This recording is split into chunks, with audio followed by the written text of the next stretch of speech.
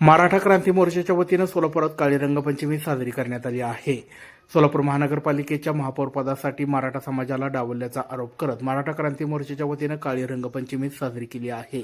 सोलापूर महानगरपालिकेच्या महापौरपदासाठी ओपन आरक्षण असताना देखील ओबीसी समाजाचा महापौर करण्यात आलेला आहे. त्यामुळे मराठा क्रांती मोर्चाच्या वतीनं वेगवेगळी आंदोलने करण्यात येत आहेत. याच पार्श्वभूमीवर आज काळी रंगपंचमी साजरी करण्यात आली आहे.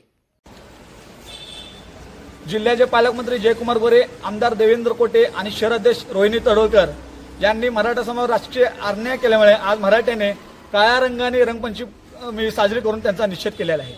1993 नंतर प्रत्येक समाजाला प्रत्येक पक्षाने तिथं महापौर करून तिथं संधी दिलेली आहे. ज्याच भाजपची सत्ता आल्यानंतर आम्ही भाजपच्या वरिष्ठ नेत्यांना आम्ही मागणी करत होतो की तुम्ही मराठा समाज तिथं महापौर करा, कारण सर्वसाधारणसाठी तिथं जागा आहे. आमदार देवेंद्र कोटे यांनी त्यांच्या भावजेला महापौर करून ओबीसीचा तिथं आमच्या समाजावर मोठा अन्याय केलेला आहे. 2.5 वर्षांनी ज्या रोटेशन पद्धतीने तुम्ही ज्या चिठ्ठी काढताल तुम्ही ते चिठ्ठीमध्ये सर्वसाधारणसाठी जागा तिथं नसणार आहे. तिथं ओबीसी पुरुषची जागा, एससी पुरुषची तिथं जागा असणार आहे. आमची भाजपच्या वरिष्ठ नेत्यांना आमची मागणी आहे की हे एक तर विनायक कोंडेल यांचा तुम्ही महापौर पदाचा राजीनामा घ्यावा आणि मराठा समाज तिथं महापौर करावा.